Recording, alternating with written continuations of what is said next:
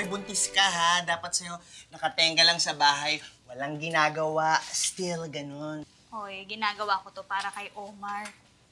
Ang sipag-sipag magtrabaho ng asawa ko tapos tetenga lang ako dito sa bahay. Hindi naman pwede yun. Sigurado ka na sa masipag magtrabaho. Oo. Saan man pupunta yun ng gantong oras? Hoy, kasi nga, yung magaling mong asawa, ubod ng sipag. Sipag, di ba? Oo, talaga. Masipag naman talaga yun. Oo. Kaya lang, pinagsisipagan, hindi pagtatrabaho. Ay, nako. Kaya nga, mag-soft drinks ka na lang. Para mahimas-himasan tayo.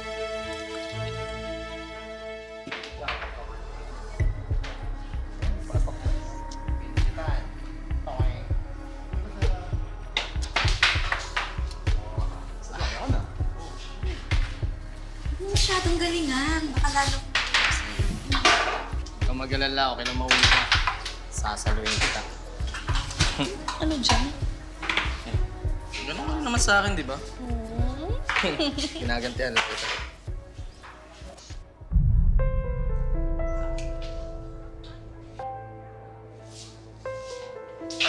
Omar. Akala ko nasa trabaho ka. Parang ikaw naman ata yung tinatrabaho mo eh. Alma, tumigil ka na. Napapahiya ako. Oh, bakit ako? Hindi ba ako napapahiya sa mga ginagawa mo dito? Aray. Ano ba? Stress lang ako sa trabaho. Gusto ko lang mag-relax. Masama ba yun? O, ay yung babae. Yun? Wala, nagsaserve lang yun dito. Siyempre gusto na ng tip. Sige na, uwi na rin ako maya-maya. Sige na, sige na. Kaya mo na mag-relax, sige na. Sige na, sige na. Bilisan mo.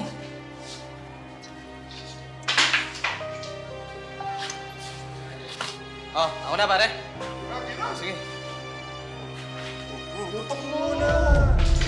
Utok muna!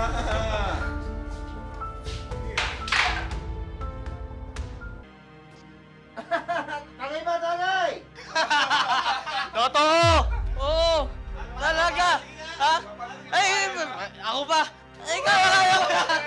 Kaya ko yan! Kilala niyo ako. Bakit? Omar, Hmm. baka pwede nyo namang hinaan yung boses nyo kahit konti lang. Baka magreklamo kasi yung mga kapitbahay. Mar, wala ka pala eh. Takusa ka pala, Mar. Takot sa asawa. No, isang sabi lang ng asawa niya, TikTok na. Hoy, Alma. Anong ginagawa mo? Nagliligpit lang ako para mabawasan na yung mga lilinisin mamaya.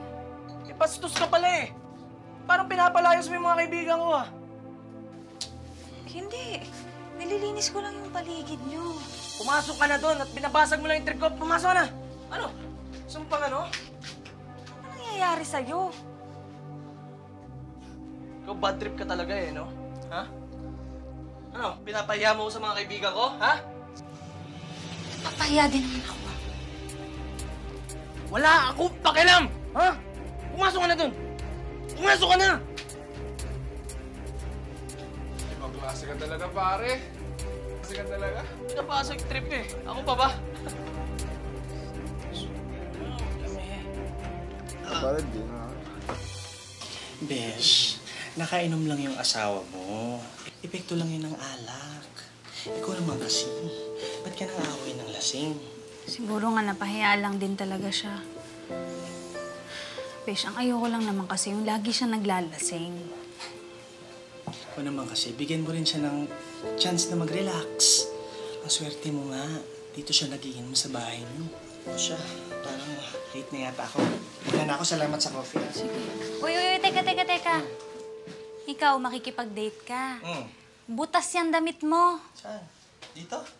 Ay, naku, halatang-halata ba? Hindi ko na kasi napansin. Ay, hindi halata. Halatang halata. Hubarin mo yan, tatahiin ko. Ay, perfect. Bilisan mo na. Sige, bilisan na lang yung mabilis lang naman to, no? Mabilis lang yan. Hubarin mo na. Kung hinuhubad mo na, tapos na yan. Isang pasada lang naman to. Oo, mabilis lang yan. Hoy! Ano to? Uy, ano ba sinasabi mo? Bakit may lalaki nakahubad sa loob ng pamamahay ko? Si Jopet? Ano ka ba, Omar? Kaibigan ko yan at saka baklang-bakla yan. Ano ka ba? Etong butas kong damit, tinatahilan niya. Ayan, oh. Hoy! Wala kang maloloko dito ah. Yung itsurang yan, di yan bakla. Nagpapanggap lang yan. Ano, gusto mo to asawa ko? Ha? O sige, isama kayo, ano? Tanga ka ba? Narinig mo yung sarili mo, ha? Oo, naririnig ko. Omar! Omar, tama na! Huwag kang mangalan! Eh, gago ka ba? Gusto ka sa mo! Omar! Omar! Omar na! Alma! Magugulat ka na lang talaga pag lumabas yung tunay na kulay ng mga tao. Lalo na kapag yung asawa mo! Sige, mayas ka rito. Nagpasin sa amin. Oh, alis ako!